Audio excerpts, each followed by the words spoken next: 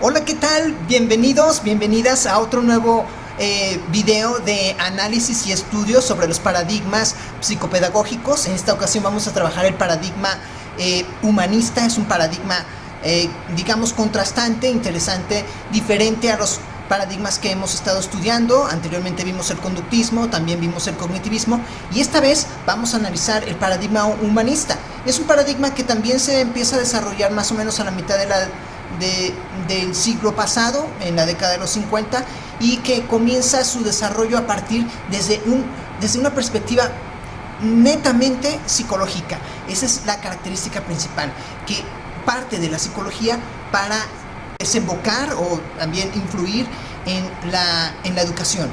Vamos a trabajarlo entonces. Empezamos con el paradigma. Como estamos viendo, vamos a trabajar el paradigma humanista. Este paradigma surge, como lo estamos viendo, a partir de la década de los 50 y 60, y tiene un punto de desarrollo máximo, digamos, en la década de los 70 y un poco en los 80, con diferentes autores. Por ejemplo, tenemos a Maslow, a Carl Rogers, etcétera, ¿no? Este, paradigma es de corte antirreduccionista. ¿Por qué su característica es ser antirreduccionista? Precisamente porque implica una crítica a las carencias de los enfoques, por ejemplo, el conductista, y también, digamos, la perspectiva biologicista del psicoanálisis, ¿no? Los factores externos o exclusivamente externos que provocan un reduccionismo en el análisis del conductismo. Analizar solo las conductas externas es una crítica que impregna a la forma de pensar de los humanistas. El humanismo también se presenta como una reacción, es también una reacción social. ¿Y por qué una reacción social? Porque precisamente el tiempo de la posguerra, de la Segunda Guerra Mundial, es un ambiente donde la constante está en que había represión militar y sexual, precisamente por esta influencia posterior a la guerra. La apertura está apoyada contra la moral superficial. Es una apertura también contra esto, contra una moral que en aquel tiempo ya se había convertido en una moral para muchas generaciones nuevas, para las generaciones nuevas, como superficial. También hay una deshumanización de la sociedad industrial, precisamente también por la influencia de la Segunda Guerra Mundial, ¿no? Entonces eso es lo que se pretende, redireccionar hacia la parte humana del ser humano, como su nombre lo indica, ¿no? Entonces está enfocada en las relaciones interpersonales, por supuesto, como les estamos comentando. Las relaciones interpersonales tienen como característica que la persona se estudia en su contexto interpersonal, social y de desarrollo integral. Estos tres elementos, estos tres factores, van a ser los que influirán de manera profunda en todo el desarrollo del paradigma. La cuestión interpersonal, relacionándose entre personas de manera cercana, social, todo está relacionado con un contexto.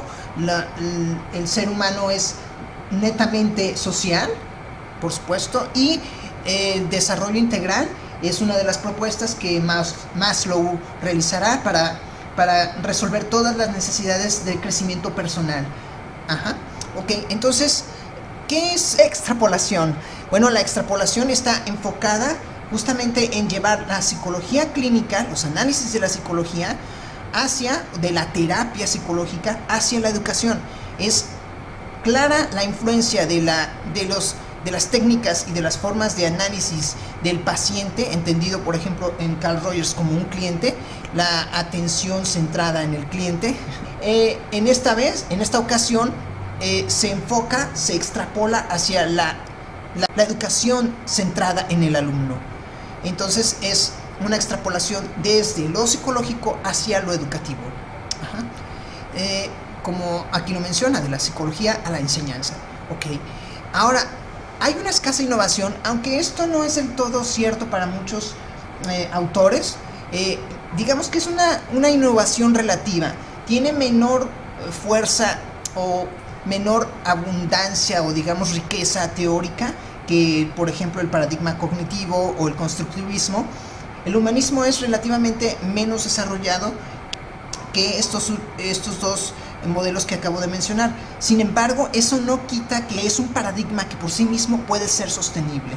Hay escuelas aquí en Jalisco que son eminentemente humanistas y generan grandes, pequeños ciudadanos en los niños, ¿no?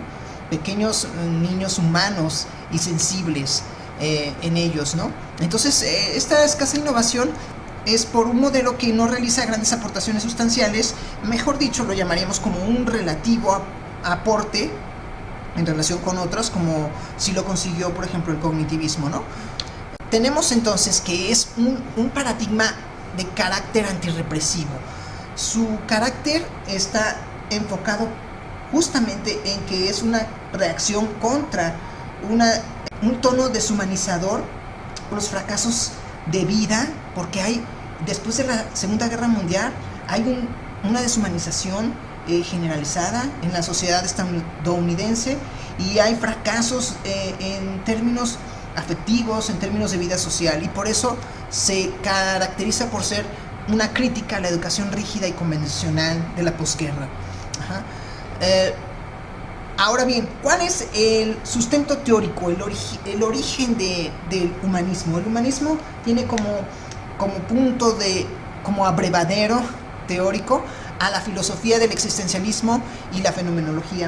El existencialismo está, digamos, sostenido por Heidegger, por Kierkegaard. Rogers abrevó mucho de Kierkegaard, un existencialista del siglo XIX, y en este caso, por ejemplo, tenemos a Sartre, donde afirma que el ser humano crea su persona por las propias decisiones o acciones que va tomando. Un ser en libertad en tanto que existe. Y hay otros autores como Morris, que afirma que yo soy un agente electivo capaz de elegir mi destino.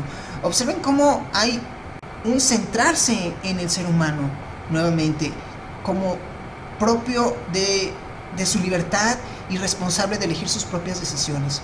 Esta es la influencia del existencialismo y de la fenomenología. Hay que observar que Rogers, por ejemplo, tiene muchos elementos de la fenomenología porque analiza desde el punto de vista tal y como lo percibe, en el caso de la psicología, el cliente, y en el caso de la educación, el alumno, tal y como percibe su mundo, sin ningún tipo de preconceptos a priori, sin ningún tipo de prejuicios, respondiendo a las propias percepciones subjetivas de los estudiantes y también de los pacientes, en el caso de la psicología humanista, comprendiendo la propia problemática tal y como la percibe la persona. Eso es muy importante desde la fenomenología. Ok, ahora bien, ¿cuáles son los postulados básicos del humanismo, del paradigma humanista? Estos son: el ser humano es una totalidad que excede a la suma de sus partes. Si nosotros olvidamos este postulado, estamos olvidando gran parte de lo que significa el humanismo. Hay una totalidad en el ser humano y no una fragmentación en sus procesos psicológicos, educativos, afectivos, ¿no? Por eso se habla que es la totalidad del ser humano excede la suma de sus partes. Evita el reduccionismo como el conductismo, justo lo que estábamos diciendo. Es antirreduccionista porque el conductismo es sumamente exteriorista y sumamente basado en los aspectos empíricos observables, ¿no? El hombre tiende en forma natural a su autorrealización y a trascender. Esa es otra característica muy importante. Al final van a ver que voy a dejar la palabra autorrealización porque eso denota que es uno de los aspectos más importantes en el paradigma, que tú te autorrealices como persona desde tu individualidad y desde tus intereses personales y propios, ¿no? Para que trasciendas. Vive un contexto humano. Eso es una característica inherente a lo que acabamos de decir, que tenemos una socialización inherente en nosotros mismos. Es consciente de su existencia, somos conscientes de nosotros mismos en cuanto a pasado, presente y futuro. Tiene libertad para decidir, nosotros somos libres y capaces de nuestras propias elecciones y decisiones. Y el hombre es intencional, a partir de sus actos volitivos, o sea, de su voluntad, se distingue de otros. Muy bien, ahora tenemos una suerte de esquema, de gran esquema relacionado con el humanismo, en el que tenemos aquí los antecedentes, la problemática, el fundamento, los postulados, más de los postulados, y más acerca de los autores como Miller, Weinstein, Rogers y Hamacek. Los vamos a analizar someramente para que conozcas sus aportes y también más características relacionadas con el humanismo. Por ejemplo, ¿cuáles son los antecedentes? Bueno, estábamos hablando de que en 1950 el humanismo en relación con el conductismo empiezan a surgir ambos, ¿no? Como dos paradigmas, digamos, que crecen en paralelo, y el humanismo como crítica en cierta forma al conductismo, ya lo vimos, y también al psicoanálisis. Se considera como una tercera fuerza. El Zeitgeist es una palabra alemana que quiere decir el espíritu del tiempo, es decir, que se hable del espíritu nuevo que estaba surgiendo en ese momento posterior a la guerra, ¿no? El principal desarrollo en el área de la psicología clínica, que se va a extrapolar, que se va a aplicar a la psicología del trabajo y a la educación, es lo que estábamos viendo, ¿no? Bueno, entonces ahora su problemática está enfocada en el análisis de la integralidad, la totalidad y el contexto. Estudio y promoción, aquí en la integralidad estaremos hablando del estudio y promoción de los procesos integrales de la persona. En términos de totalidad, estamos hablando de que la personalidad humana es una totalidad que está en continuo proceso de desarrollo, y en términos de contexto estamos hablando de que hay que explicar y comprender a la persona en su contexto interpersonal social. Esto como las características generales. Ahora, ¿cuál es el fundamento epistemológico? Nuevamente hablamos del existencialismo y la fenomenología. El existencialismo entendido como que el hombre es un agente activo, un agente libre y un agente responsable. La fenomenología entendido como el ser humano responde no a un ambiente objetivo, sino a un ambiente tal y como lo percibe y lo comprende la propia persona, lo que estábamos diciendo. Y los postulados, existen 7 postulados básicos que están relacionados con los factores de totalidad, de núcleo central, de autorrealización, de contexto humano, de que la persona es consciente de sí y de que la persona tiene facultades para decidir, además de una intencionalidad. Estos son los 7 postulados que se pueden analizar y desglosar más con las lecturas que se han sugerido para este análisis, este paradigma. Los exponentes son Miller, Einstein, Rogers y Hamacek. Bueno, Miller habla de desarrollo, en donde enfatiza un cambio en el desarrollo de los estudiantes, autoconceptos centrados en el desarrollo de la identidad genuina, esto es muy importante, sensibilidad y orientación grupal, desarrollo de habilidades de apertura y sensibilidad hacia los demás, expansión de la conciencia, es el desarrollo del lado intuitivo, características ahora de la educación humanista de Weinstein, en 1975, habla de que las decisiones educativas basadas en las necesidades del individuo deben realizarse con el incremento de sus opciones. Valora lo mismo el conocimiento personal como el conocimiento público social, ¿no? Hay que trabajar en el desarrollo de un individuo en el que no se debe afectar el desarrollo de otro individuo, ¿no? Crear un sentido de relevancia, valor y merecimiento de cada persona implicada en el proceso educativo. Lo que exige enseñar es tú permitir que se aprenda, es que se permita que aprenda, ¿no? Bueno, aquí está un poquito fallito, pero bueno, se capta la idea. Las características de la persona en Rogers es que la persona es capaz de responsabilizarse y controlarse a sí misma. El contexto educativo debe crear las condiciones favorables, también adoptando una perspectiva globalizante intelectual, activa e impersonal, y creando alumnos con iniciativa y autodeterminación. Esta iniciativa y autodeterminación debe enfocarse en que la persona es libre para sus propios objetivos. Las metas de la educación desde Hamacek es ayudar a desarrollar la individualidad de las personas, apoyar a los alumnos para que se reconozcan como seres humanos únicos y contribuir a que los estudiantes desarrollen sus propios potenciales. Bueno, Los objetivos desde Rogers, nuevamente hablando de él, es que hay que concentrarse en el crecimiento personal de los estudiantes, hay que fomentar la originalidad, la creatividad y la imaginación, y hay que promover las experiencias de influencia recíproca interpersonal. Es como un antecedente al constructivismo, al constructivismo social, que trabaja mucho el factor de relaciones interpersonales dentro del aula. Ajá. Hay que también provocar sentimientos positivos hacia las asignaturas e iniciar aprendizajes vinculando los aspectos cognitivos y vivenciales. Muy bien, entonces esto es a grandes rasgos lo que hay que estudiar, lo que hay que comprender. Ahora, trabajando un poco a Carl Rogers, vemos que como uno de los principales exponentes merece un poco más de trabajo y de atención. Él nació en Chicago, en un suburbio de Chicago, y él empezó su trabajo contra la crueldad de los niños, en prevención, ¿no? Y ahí es donde logrará después tener una clínica dentro de una universidad que le permitirá comenzar a realizar sus investigaciones independientes y podrá empezar a generar pensamiento propio para crear su denominadas teoría centrada en el cliente, que es la aportación principal para la psicología universal, ¿no? Es una gran aportación la de Rogers a la psicología, que después se extrapola a la enseñanza centrada en el alumno. Ajá. Muy bien, el aprendizaje significativo es uno de los aspectos importantes en Carl Rogers. Para Carl Rogers debe haber aprendizaje significativo. Ustedes dirán, bueno, pero esto también es de Ausubel. Sí, lo que sucede es que en la década de los 50, 60 surge esa idea del aprendizaje significativo, pero no hay que confundir.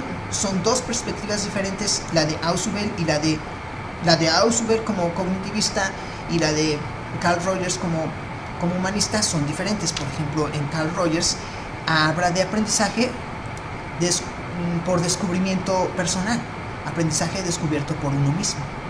Esa es la idea del aprendizaje significativo en Carl Rogers. También aprendizaje significativo quiere decir que la persona se vea mejor a sí misma, con mayor confianza, más parecida a lo que quiere ser, más realista, más capaz de aceptar a los demás. Eso es para Carl Rogers, aprendizaje significativo. Muy bien, el siguiente punto es, seguimos observando a Carl Rogers con sus ideas. Hay que abandonar las propias actitudes de defensa, hay que plantear las propias incertidumbres, ponerlas sobre la mesa para analizarlas, dejarse llevar por la propia experiencia, acercarse los unos a los otros, es decir, las relaciones interpersonales, para evitar los exámenes. Él ya no estaba de acuerdo con los exámenes. También dejar de lado los títulos universitarios y abandonar las conclusiones sobre los aspectos estudiados, ¿no? Él tenía cierto radicalismo en cuanto al academicismo de la época, ¿no? Más que una acumulación de hechos o de estudio de casos o fenómenos, es un aprendizaje penetrante y profundo. La persona se ve mucho mejor a sí misma, con mayor confianza, más parecida a lo que quiere ser, es más realista, más capaz de aceptar a los demás. Eso es aprendizaje significativo, porque el estudio de la persona se centra en sí mismo. Esa es básicamente la idea de aprendizaje significativo en Rogers. Y bueno, como les decía, vamos a terminar con el factor de la autorrealización. Indica que tú eres capaz de realizar tu propio desarrollo a partir de tus propias características, de tus propios potenciales, y sin olvidar por supuesto la aportación de Maslow, la integralidad, el aspecto intencional, el aspecto holístico aportado por Maslow, porque hay una causalidad múltiple en el desarrollo de los potenciales humanos, y ser más por sí mismos y menos por los demás, como claramente lo menciona Maslow. Bueno, esto es todo. Es un resumen somero, un resumen muy compendiado del humanismo, pero espero que haya funcionado, que haya servido, con pequeños fallos como siempre, pues. de antemano una disculpa, pero la idea es que mejores en los rendimientos y que repases cada uno de los videos que se hacen con mucho cariño, con mucho afecto, para que siempre mejores en términos académicos y tengas frescos los conocimientos aun cuando vaya pasando el semestre y el tiempo, ¿no? Que lo tengas, que puedas repasarlo cada vez que lo necesites. Bueno, muchas gracias, esto es todo, nos vemos en el siguiente video, hasta pronto y gracias, hasta luego.